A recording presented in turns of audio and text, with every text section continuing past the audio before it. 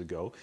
How are there psychs on the whole track Because if there weren't psychs? No, well, because now the latest, these are the evil people. These are the evil beings, actually. These are the evil beings. And they've been around, like you hear about Xenu and all that shit. Xenu was a psych. You got it? So he just wasn't a practicing psychiatrist. No, he was practicing Xenuism. You got it? Gotcha. Now they're called psychs. So you better beware. I remember one time I visited. Right? Fuck me. One time I visited the Celebrity Center, and it just walked in late at night, and looked around and said, "Well, what goes on in here?" Right. And they woke up the projectionist to show me the orientation. Oh, nice. I had my own private screening that night. And they had some poor Sea Org kid, maybe 15, 16 years old, babysitting me in the theater. Right. Well, you're not allowed to watch the movie alone. Right. Well, I was. You're not allowed to do what? Because you get an MU. Like he was watching to make sure you didn't have any lack of mask kind of shit. And he was making small talk before that, and he was saying, well, you remember the Salem witch trials? Yeah. Uh-huh. It was the psychs behind that. Well, I don't think there were psychiatrists back then. And he went, oh, no, not the psychs. I mean the pharmaceutical companies. Oh, dear goodness. No, not quite. See, these are the kids. You just gotta, you dash off a get well soon card, and that's about it. Because it's sad, This is the interesting thing. And it goes back to to answer further the question of what did you perceive? What I perceived, and I kind of avoided the question by saying I got stupider. But let me tell you something. These are good people. These are some of the best people you can meet.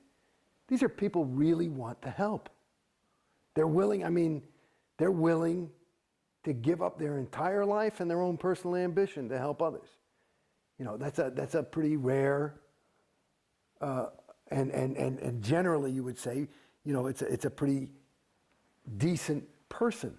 That's the thing. And I would say I'm not a bad person, If I saw me walking around there, I'd say, okay, he's okay, But when you say you got stupider, how do you think that happened? Well, in my opinion, again, and I'm only out of Scientology about a year or so, less than a year, officially. But in my opinion, what I've gathered as I wake up. It's a funny thing in Scientology, you feel as though you're waking up to the truth, the reality, or what really is. But what you're doing is waking up to the reality of Scientology, which is that, not the reality, which is the agreed upon universe of what is. And basically, in my opinion, the best thing you can be is yourself. And that's who you are. And that, there's degrees to which you can actually become yourself. And that's probably what the whole spiritual interest is. For me, I don't really know. But what Scientology, the trick of it is, it makes you feel as though you're sold that you're actually becoming yourself. But what you're actually becoming is, my name's Jason Beghe. I was becoming Jason Beghe, the Scientologist, rather than just, not even Jason Beghe, but me. And the trick is, and you say, how do you fall for this shit? Go back to my first fucking win. Because it's me. It's me. And so there is you.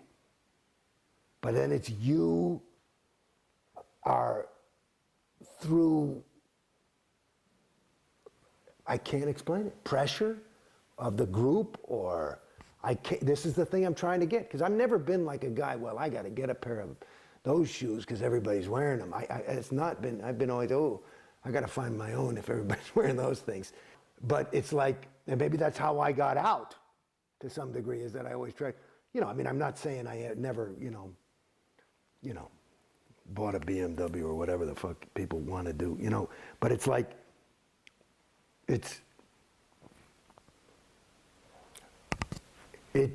me, it gives you a way of thinking that, at least for me and from what I observe of others, is not native to that person. I think, as I said before, in my opinion, I suspect, I'm no Dalai Lama, but I think that the best thing you can be is yourself. And that if you can do that truthfully, it'll be beautiful and successful and interesting. I don't know about success, like how you define it, but it'll be a worthwhile time spent. And what happens is you are sold, and again, the trap is good because you sell it to yourself. Because if you're not on course, you're wanting to be on course, or you should be on course. You've got your own self in jail. It's an autopilot gig. It's quite good. I think there's some hypnotism in there or something. I don't quite know, but it's quite surprising. And so at the end of the thing, you end up being, you know, like here's an example. You start the ethics technology. So you start thinking, okay, and you start thinking in terms of the conditions of existence that he laid out, and that these are behaviors. And so now you're not just going, you know what the fuck, I think I need to take a walk, and I think I got to become, I'm going to be an insurance salesman, and that's my truth. You know, it's, you know, you have to go through these steps and do this. It's like retarded. It's not true. It's not true. You know, and I did ethics cycles and conditions, and nothing changed. I've seen people who've done them and they've changed. So I don't know, you know, whatever. You know, but there's a placebo effect. I don't quite know. Tori, how many times did you do the PTSSP course? You know, it's like on and on and on. You have to, every time you go PTS, which is the human condition, you got to do the course over and do this shit. Let me tell you something. That's another racket, PTS. I'm not sure if we got PTS description PTS on is camera. potential trouble source. So all injury, accident, and illness. Listen to those three words. All injury, accident, illness. Ow, oh, is all because of PTS. Everything negative that happens is because of PTS, which means you are a P potential T trouble S source. Wow, that sounds weird, a potential trouble source. So in other words, not only did you just slip and split your lip, but you better get away from this guy, because if you're near him, you're going to split your lip too, and your business is going to fail.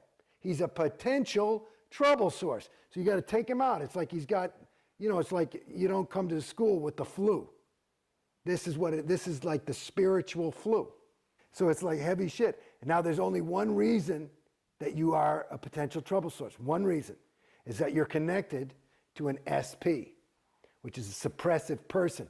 Now this is the 2.5% of awful people like Tori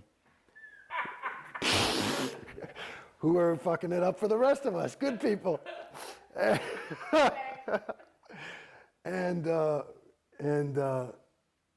oh, it's a funny thing. It's funny.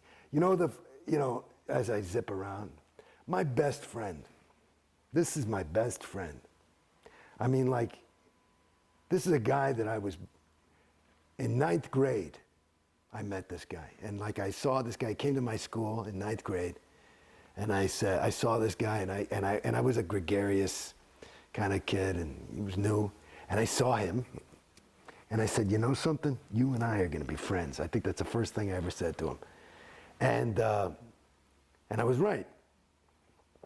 He's a big famous actor now, and an amazing guy, David Duchovny. And David, my best friend, I mean, I'm talking about a friend.